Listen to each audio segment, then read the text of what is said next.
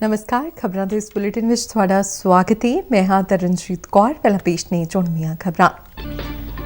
प्रधानमंत्री नरेंद्र मोदी ने पीएम किसान सम्मान निधि तहत 21,000 करोड़ रुपए किसानों के खात्यां विच कीते ट्रांसफर।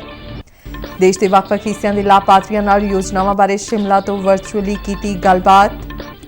प्रधानमंत्री मोदी ने कहा कि देश नूं आजादी घुलाटियां दे सुपनियां दा भारत बनावांगे। लुधियाना विच केंद्रीय मंत्री हरदीप पुरी और हुशियारपुर जिले के बाहोवाल विखे केंद्रीय राज मंत्री सोम प्रकाश ने लाभार्थियों नाल विचार साझे किए।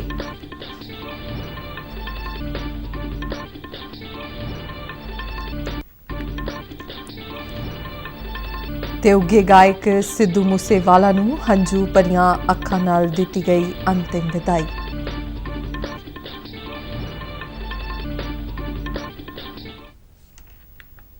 ते हुण खबरां विस्तार नाल। प्रधानमंत्री नरेंद्र मोदी ने अज शिमला विच कौमी पद्धर के गरीब कल्याण सम्मेलन नूं संबोधन किया। केंद्र विच भारतीय जनता पार्टी की सरकार के 8 वरे पूरे होने के मौके पर सम्मेलन का आयोजन किया गया। इस सम्मेलन दौरान प्रधानमंत्री ने ਵੱਖ-ਵੱਖ मंत्रालयों और महकमिਆਂ ਦੀਆਂ स्कीमां ते प्रोग्रामां के लाभार्थियों नाल वर्चुअल तरीके नाल गलबात की। लाभार्थियों ने भारत सरकार ਦੀਆਂ ਵੱਖ-ਵੱਖ स्कीमां तो मिल रहे फायदों बारे प्रधानमंत्री नूं जाणू करवाया और कहा कि इन्हां स्कीमां नाल उन्हां दे जीवन विच बहुत बदलाव आया है। समा देवी जी नमस्ते। नमस्कार सर। आप कहाँ रहती हो समा देवी जी? सर मैं सिरमौर से हूँ। सिरमौर रहती हो? हाँ जी सर। अच्छा, चलिए हम भी कभी सिरमौर आया करते थे। समा देवी जी, हाँ जी सर। हमें बताइए आपने भारत सरकार की वो कौन सी योजनाएं हैं जिसका आपने लाभ लिया है, आपको फायदा मिला है?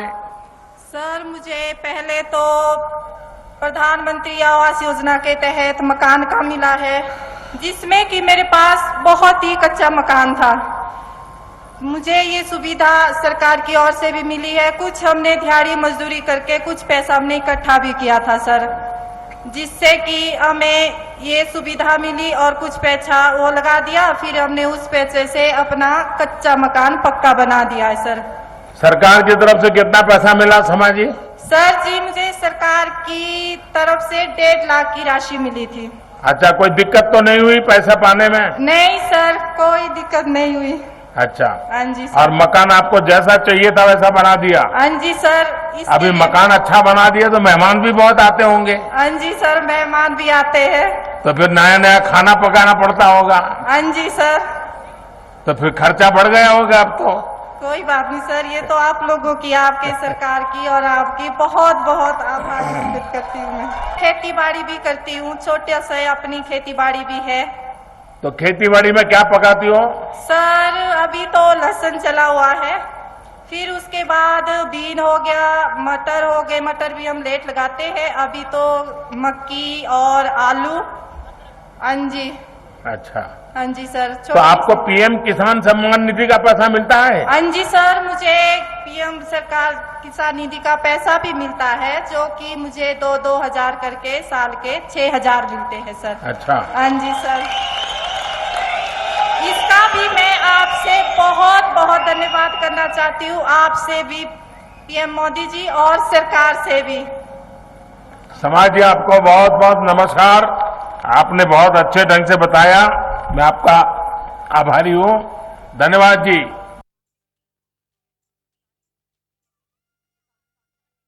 इस सम्मेलन दौरान पीएम किसान सम्मान निधि तहत 21,000 करोड़ रुपए की 11वीं किश्त जारी की थी, जिस नाल देश भर में 10 करोड़ तो वध किसानों के खात्यां विच 2-2 हज़ार रुपए तुरंत ट्रांसफर हो गए।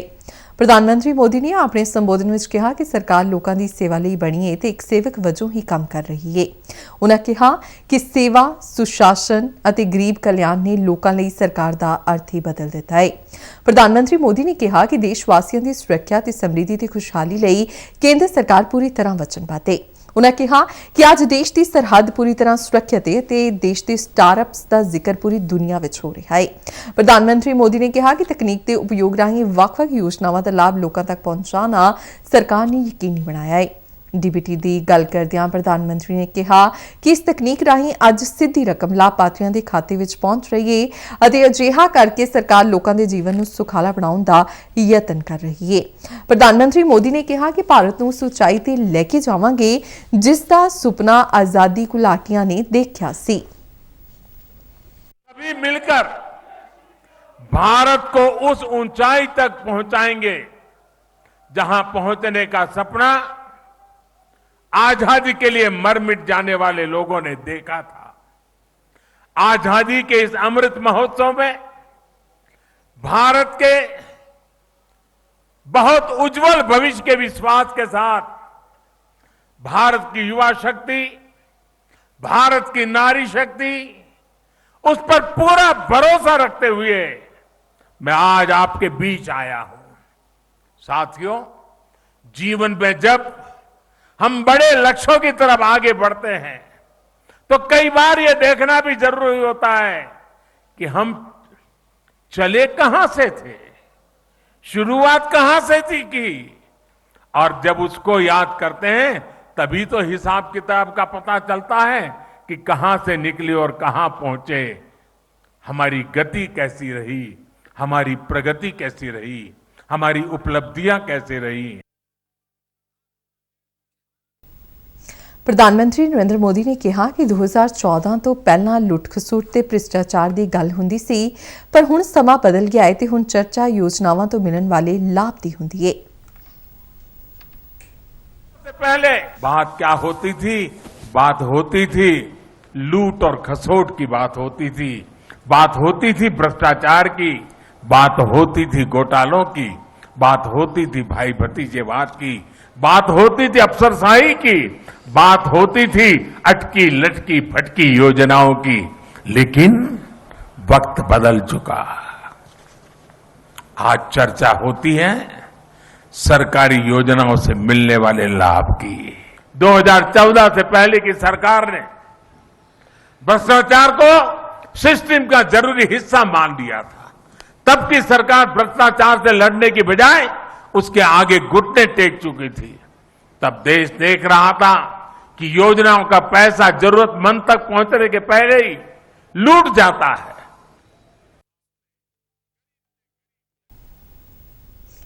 ਇਸ ਤੋਂ ਪਹਿਲਾਂ ਪ੍ਰਧਾਨ ਮੰਤਰੀ ਨਰਿੰਦਰ ਮੋਦੀ ਦਾ ਸ਼ਿਮਲਾ ਪਹੁੰਚਣ ਤੇ ਵੱਡੀ ਗਿਣਤੀ ਵਿੱਚ ਲੋਕਾਂ ਨੇ ਭਰਵਾਂ ਸਵਾਗਤ ਕੀਤਾ।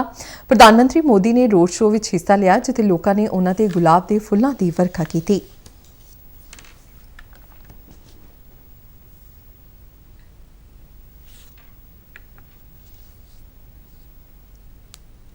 ਪ੍ਰਧਾਨ ਮੰਤਰੀ ਨਰਿੰਦਰ ਮੋਦੀ ਦੀ ਸ਼ਿਮਲਾ ਵਿੱਚ ਹੋਏ ਹੁਣ ਤੱਕ ਦੇ ਸਭ ਤੋਂ ਵੱਡੀ ਗਰੀਬ ਕਲਿਆਣ ਪ੍ਰੋਗਰਾਮ ਨਾਲ ਦੇਸ਼ ਭਰ ਵਿੱਚ ਬੈਠੇ ਕੇਂਦਰੀ ਮੰਤਰੀ, ਸੰਸਦ ਮੈਂਬਰ, ਵਿਧਾਨਕਾਰ, ਸਿਆਸੀ ਆਗੂ ਅਤੇ ਵੱਖ-ਵੱਖ ਸਕੀਮਾਂ ਦੇ ਲਾਭਪਾਤਰੀ ਜੁੜੇ।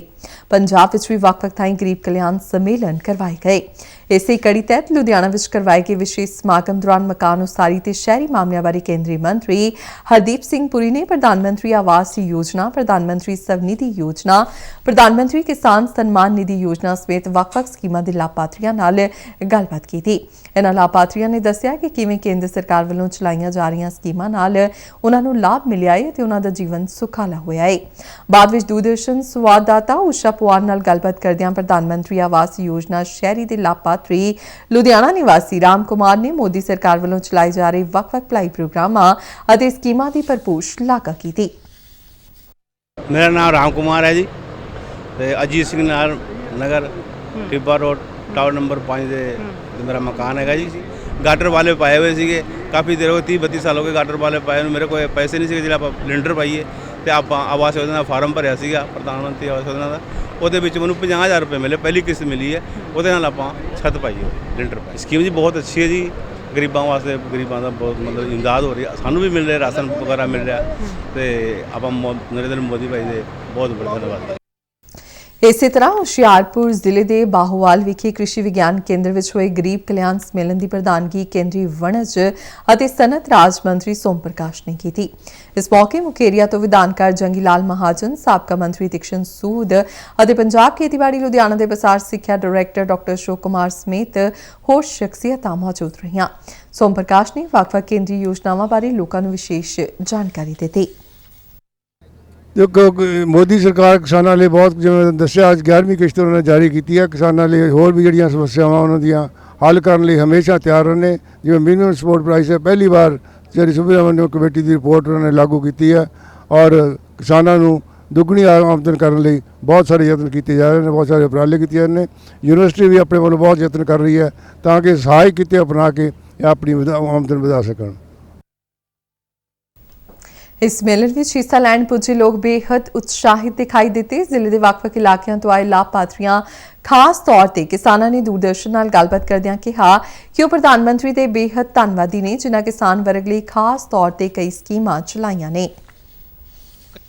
ਕਿਸਾਨਾਂ ਦੇ ਅਕਾਊਂਟ ਦੇ ਵਿੱਚ 21,000 ਕਰੋੜ ਰੁਪਏ ਦੀ ਰਾਸ਼ੀ ਪਾਈ ਆ। ਬਹੁਤ ਹੀ ਵਧੀਆ ਉਹਨਾਂ ਨੇ ਇਹ ਕੰਮ ਕੀਤਾ ਆ ਤੇ ਹੋਰ ਵੀ ਉਹਨਾਂ ਨੇ ਉੱਥੇ ਕਾਫੀ ਅਨਾਉਂਸਮੈਂਟਾਂ ਕੀਤੀਆਂ, ਜਿਵੇਂ ਕਿ ਬਿਹਾਰ ਦੇ ਵਿੱਚ ਉਹਨਾਂ ਦੇ ਨਾਲ ਲਾਈਵ ਜੁੜੇ ਸਨ, ਉਹਨਾਂ ਨੂੰ ਘਰ ਬਣਾ ਕੇ ਦਿੱਤੇ ਆ, ਕਰਜ਼ੇ ਦਿੱਤੇ ਆ ਪੜ੍ਹਾਈ ਵਾਸਤੇ ਤੇ ਹਰ ਥਾਂ ਇੱਕ ਨੇਸ਼ਨ ਇੱਕ ਰਾਸ਼ਨ ਕਾਰਡ ਦਾ ਜੋ ਹੈ ਉਹ ਉਹਨਾਂ ਨੇ ਅਨਾਉਂਸ ਕੀਤਾ। ਉਹਦਾ ਲੋਕ ਫਾਇਦਾ ਲੈ ਰਹੇ ਆ, ਬਹੁਤ ਵਧੀਆ ਕਰ ਰਹੇ ਹਨ ਪ੍ਰਧਾਨ ਮੰਤਰੀ ਸਾਹਿਬ। ਕੰਮ ਜੋ ਕਰ ਰਹੇ ਆ ਉਹਦੇ ਵਿੱਚ ਆਮ ਲੋਕਾਂ ਦੀ ਤਰੱਕੀ ਹੋਵੇਗੀ। ਆਜ਼ਾਦੀ ਕਾ ਅੰਮ੍ਰਿਤ ਮਹੋਤਸਵ ਨੂੰ ਸਮਰਪਿਤ ਆਜ਼ਾਦੀ ਕਾ ਸਫ਼ਰ ਤਹਿਤ ਅਸੀਂ ਭਾਰਤ ਦੀ ਆਜ਼ਾਦੀ ਵਿੱਚ ਯੋਗਦਾਨ ਪਾਉਣ ਵਾਲੇ ਵੱਖ-ਵੱਖ ਮੰਨੇ ਪਰਮੰਨੇ ਅਤੇ ਗੁਮਨਾਮ ਆਜ਼ਾਦੀ ਸੰਗਰਾਮੀਆਂ ਦੇ ਜੀਵਨ ਦੇ ਪਹਿਲੂਆਂ ਤੋਂ ਤੁਹਾਨੂੰ ਜਾਣੂ ਕਰਵਾਉਂਦੇ ਹਾਂ। ਇਸ ਤੋਂ ਇਲਾਵਾ ਆਜ਼ਾਦੀ ਦੇ ਸੰਘਰਸ਼ ਨਾਲ ਜੁੜੀਆਂ ਹੋਰ ਗਤੀਵਿਧੀਆਂ ਬਾਰੇ ਵੀ ਦੱਸਦੇ ਹਾਂ। ਅੱਜ ਦੀ ਕੜੀ ਵਿੱਚ ਅਸੀਂ ਤੁਹਾਨੂੰ ਰਾਸ਼ਟਰੀ ਝੰਡੇ, ਸੁਤੰਤਰਤਾ ਸੈਨਾਨੀ ਅਤੇ ਮੱਧ ਪ੍ਰਦੇਸ਼ ਦੇ ਸਾਬਕਾ ਮੁੱਖ ਮੰਤਰੀ ਦਵਾਰਕਾ ਪ੍ਰਸਾਦ ਮਿਸ਼ਰਾ ਅਤੇ ਸਮਾਜ ਸੁਧਾਰਕ ਸੰਤਰਾਮ BA ਬਾਰੇ ਜਾਣਕਾਰੀ ਦੇ ਰਹੇ ਹਾਂ।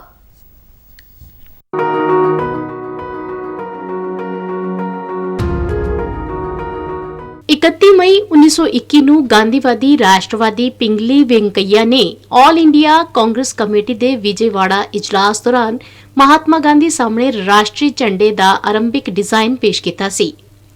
ਆਰੰਭਿਕ ਡਿਜ਼ਾਈਨ ਵਿੱਚ ਦੋ ਰੰਗ ਸਨ, ਲਾਲ ਤੇ ਹਰਾ।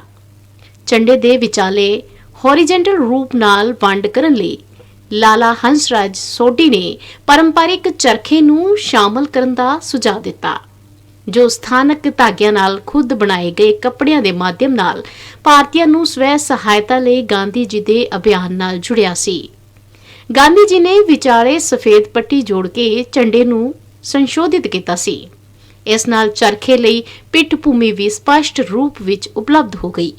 ਇਹ ਝੰਡਾ ਭਾਰਤ ਲਈ ਰਾਸ਼ਟਰਵਾਦ ਨਾਲ ਜੁੜ ਗਿਆ ਅਤੇ ਅਗਸਤ 1931 ਵਿੱਚ ਕਾਂਗਰਸ ਪਾਰਟੀ ਦੀ ਸਾਲਾਨਾ ਬੈਠਕ ਵਿੱਚ ਇਸ ਨੂੰ ਅਧਿਕਾਰਤ ਰੂਪ ਨਾਲ ਮਾਨਤਾ ਦੇ ਦਿੱਤੀ ਗਈ।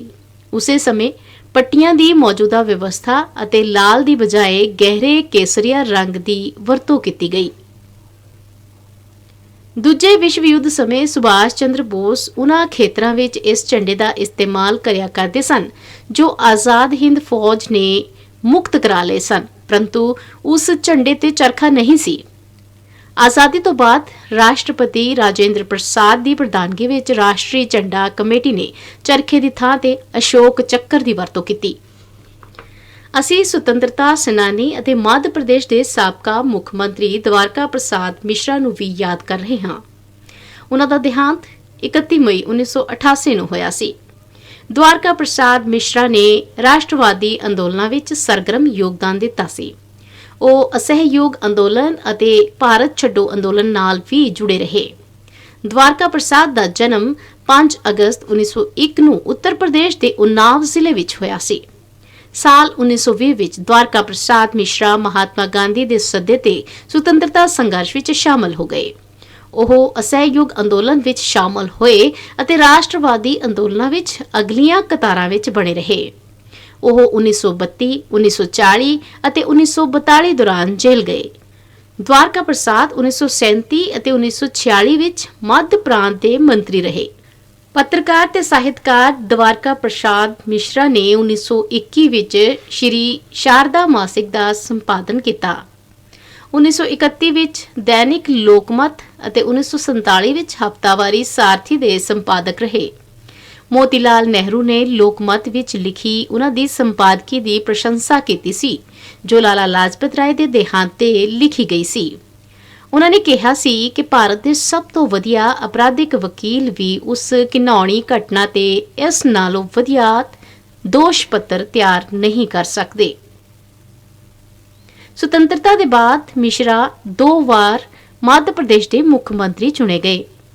ਉਹ ਜੀਵਨ ਦੇ ਅੰਤ ਤੱਕ ਲੋਕ ਕਲਿਆਣ ਲਈ ਪ੍ਰਤੀਬੱਧ ਰਹੇ। ਮਹਾਨ ਭਾਰਤੀ ਦਵਾਰਕਾ ਪ੍ਰਸਾਦ ਮਿਸ਼ਰਾ ਨੂੰ ਨਮਨ।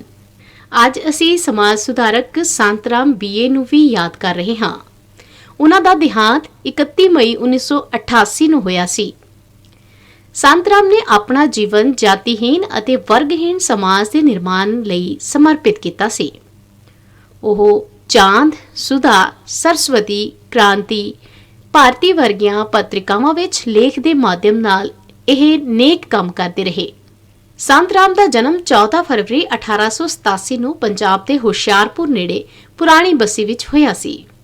ਘੱਟ ਉਮਰ ਵਿੱਚ ਹੀ ਉਹ ਆਰੀਆ ਸਮਾਜ ਵਿੱਚ ਸ਼ਾਮਲ ਹੋ ਗਏ ਅਤੇ 1922 ਵਿੱਚ ਜਾਤ-ਪਾਤ ਤੋੜਕ ਮੰਡਲ ਦੀ ਸਥਾਪਨਾ ਕੀਤੀ। ਉਸ ਮੰਡਲ ਨੇ ਪੂਰੇ ਰਾਸ਼ਟਰ ਦਾ ਧਿਆਨ ਆਕਰਸ਼ਿਤ ਕੀਤਾ ਅਤੇ ਹੈਰਾਨੀਜਨਕ ਸਮਰਥਨ ਪ੍ਰਾਪਤ ਕੀਤਾ, ਪਰੰਤੂ ਉਸ ਨੂੰ ਰੂੜੀਵਾਦੀਆਂ ਦੇ ਵਿਰੋਧ ਦਾ ਵੀ ਸਾਹਮਣਾ ਕਰਨਾ ਪਿਆ। ਮੰਡਲ ਨੇ 1936 ਵਿੱਚ ਲਾਹੌਰ ਵਿੱਚ ਸਾਲਾਨਾ ਸੰਮੇਲਨ ਵਿੱਚ ਪ੍ਰਧਾਨਗੀ ਭਾਸ਼ਣ ਲਈ ਬਾਬਾ ਸਾਹਿਬ ਡਾਕਟਰ ਭੀਮ ਰਾਓ ਅੰਬੇਦਕਰ ਨੂੰ ਸੱਦਾ ਦਿੱਤਾ, ਪਰੰਤੂ ਜਦ ਰੂੜੀਵਾਦੀਆਂ ਦੇ ਜ਼ੋਰਦਾਰ ਵਿਰੋਧ ਤੋਂ ਬਾਅਦ ਸੰਬੋਧਨ ਰੱਦ ਕਰ ਦਿੱਤਾ ਗਿਆ ਤਾਂ ਬਾਬਾ ਸਾਹਿਬ ਨੇ ਪੁਸਤਕ ਦੇ ਰੂਪ ਵਿੱਚ ਉਸ ਭਾਸ਼ਣ ਨੂੰ ਪ੍ਰਕਾਸ਼ਿਤ ਕਰਵਾਇਆ। ਇਸ ਤਰ੍ਹਾਂ ਉਹਨਾਂ ਦੀ ਸਭ ਤੋਂ ਵੱਧ ਹਰਮਨ ਪਿਆਰੀ ਕਿਤਾਬਾਂ ਵਿੱਚੋਂ ਇੱਕ ਐਨੀਹਿਲੇਸ਼ਨ ਆਫ ਕਾਸਟ ਸਾਹਮਣੇ ਆਈ। ਸੰਤ ਰਾਮ ਨੇ 100 ਤੋਂ ਵੱਧ ਛੋਟੀਆਂ-ਛੋਟੀਆਂ ਕਿਤਾਬਾਂ ਲਿਖੀਆਂ, ਜਿਨ੍ਹਾਂ ਵਿੱਚ ਹਿੰਦੂ ਮੁਸਲਿਮ ਏਕਤਾ ਨੂੰ ਬੜਾਵਾ ਦੇਣ ਅਤੇ ਜਾਤੀਗਤ ਭੇਦਭਾਵ ਸਮਾਪਤ ਕਰਨ ਦਾ ਸਮਰਥਨ ਕੀਤਾ ਗਿਆ। ਉਹ ਪੂਰਾ ਜੀਵਨ ਵੰਚਿਤ ਵਰਗਾਂ ਦੀ ਮੁਕਤੀ ਲਈ ਕੰਮ ਕਰਦੇ ਰਹੇ। ਇਸ ਮਹਾਨ ਭਾਰਤੀ ਨੂੰ ਸਾਡਾ ਨਮਨ।